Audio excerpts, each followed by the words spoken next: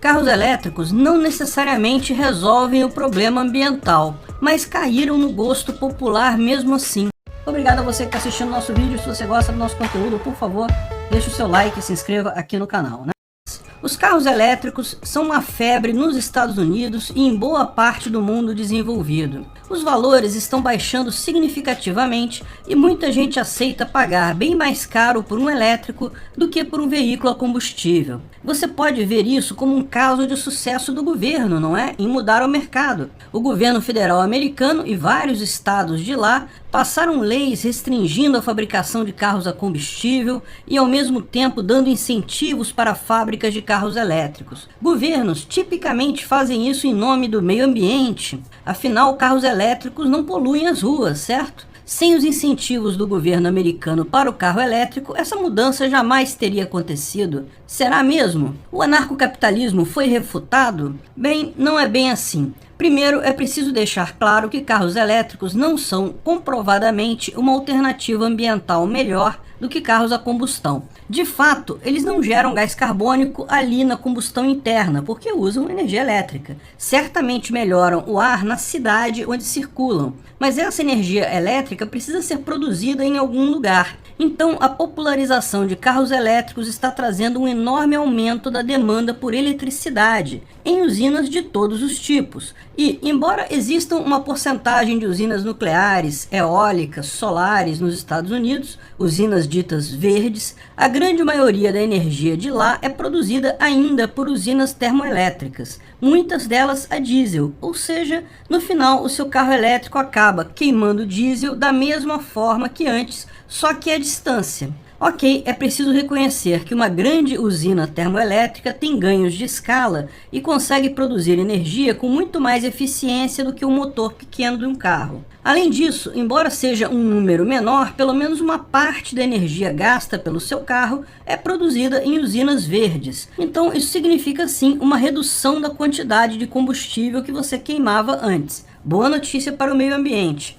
Mas resta saber se essa boa notícia compensa as más notícias. Medido por peso, um carro a combustão é praticamente todo reciclável, porque o motor, chassi e estrutura é basicamente aço, alumínio ou alguma liga de metais conhecidos e de fácil reciclagem. O peso de um carro elétrico, porém, está principalmente nas baterias. E a questão da reciclagem dessas baterias ainda é controversa. Tem melhorado, mas ainda está longe do desejável. Isso significa que, neste momento, o seu carro elétrico polui até mais do que um carro a combustão. Ou, pelo menos, tal efeito ecológico do carro elétrico é altamente questionável. Pode ser que melhore no futuro? Sim, existe muita chance. Mas não é isso que está fazendo o carro elétrico ganhar o apelo popular. Também não são os incentivos do governo para as pessoas comprarem carros elétricos. O principal fator que fez as pessoas preferirem carros elétricos é que eles são gostosos de guiar. O motor elétrico fornece um torque imediato, muito maior que qualquer carro a combustão.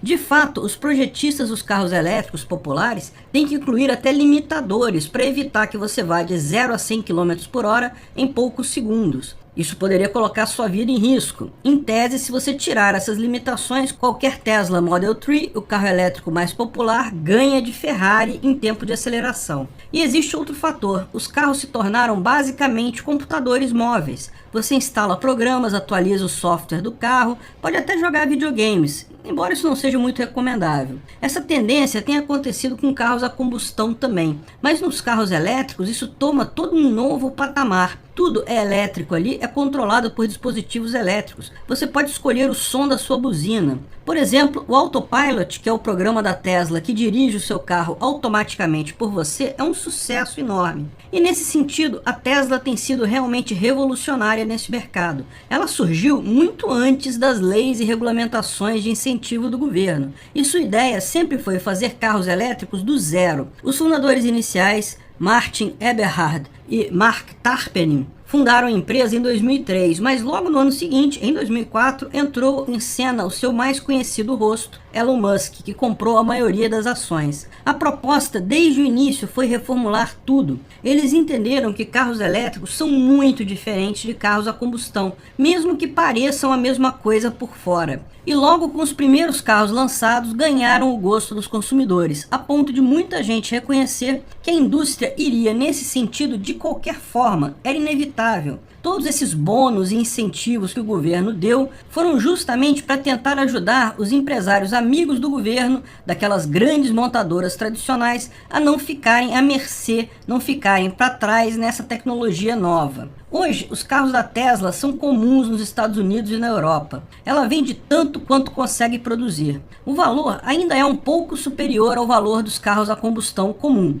Porém, como a energia elétrica é mais barata, tende a se pagar em muito pouco tempo. O que fez o carro elétrico virar o futuro não foi o governo, não foi a questão ambiental, foi o que sempre fez bons produtos superarem produtos mais antigos. O consumidor gosta mais deles, vê valor neles. Aqui no Brasil, talvez essa realidade ainda esteja um pouco distante. Sempre foi proibitivo importar carros por aqui. Um carro considerado popular nos Estados Unidos, como o Tesla Model 3, vendido por lá a partir de $45 mil no final de 2021, o que daria numa conversão direta R$256 mil, já bastante salgado para os padrões brasileiros, mas lógico, para você trazer esse carro para cá, você tem que incluir ainda os impostos do governo, que na prática, se você quiser comprar hoje um Tesla Model 3, separa R$1 milhão facinho, facinho. Isso por um carro que é considerado popular nos Estados Unidos. Mas inevitavelmente as novidades americanas acabam chegando por aqui, mesmo que leve algumas décadas. E a força dessas mudanças indica que isso será inevitável. E o que significa isso?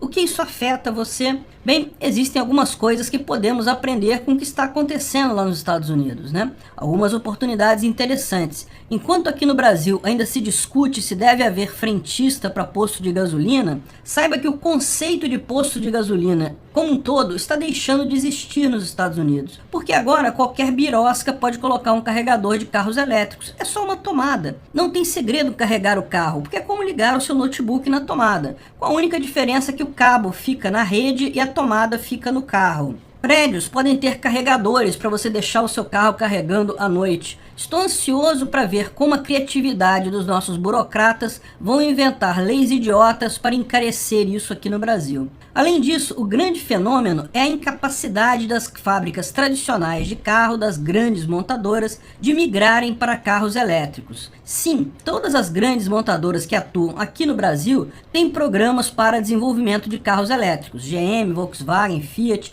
mas esses programas não têm ido muito bem não. A GM é a única que conseguiu sair do zero com isso, basicamente adquirindo empresas menores que trabalhavam com carros e caminhões elétricos. Mas mesmo ela está tendo tanta dificuldades que algumas pessoas chegam a duvidar que conseguirão um dia competir de fato com a Tesla, com a Rivian e outras startups nessa área. A GM recentemente paralisou a sua produção dos carros elétricos Bolt e promoveu um recall massivo devido a falhas no projeto. Há pouco tempo atrás teve que jogar fora praticamente toda a tecnologia que comprou de uma startup, a Nikola, porque não fez a due diligence adequada e só depois percebeu que a tecnologia comprada era inútil. Enfim, estão com problemas. O fato é que essas gigantes estão acostumadas demais a produzir carros a combustão. O carro elétrico é praticamente outra coisa, só é parecido com o carro a combustão por fora. Migrar a produção de combustível para elétrico é praticamente jogar tudo fora e começar de novo.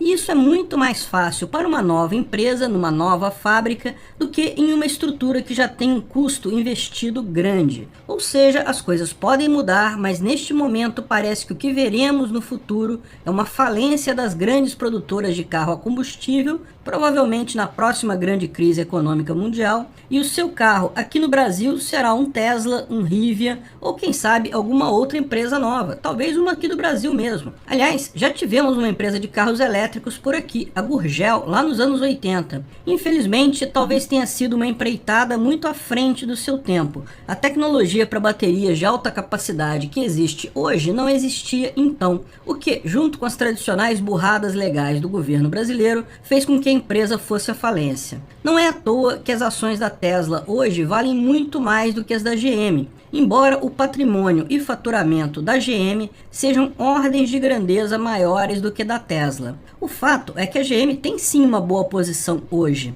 mas tudo indica que não terá num futuro muito breve. Investimento em ações é sempre uma aposta no futuro. Esqueça o passado, esqueça o presente. Pode ser algo triste para quem trabalha direta ou indiretamente com carros a combustão, mas ao mesmo tempo abre todo um novo leque de oportunidades para um monte de gente. Sem o governo atrapalhando o mercado, sem o governo querendo mandar no mercado, as coisas funcionam muito bem. Governo só atrapalha em tudo que tem por aí, inclusive na questão dos carros elétricos. Obrigado a você que está assistindo nosso vídeo. Se você gosta do nosso conteúdo, por favor, deixe o seu like e se inscreva.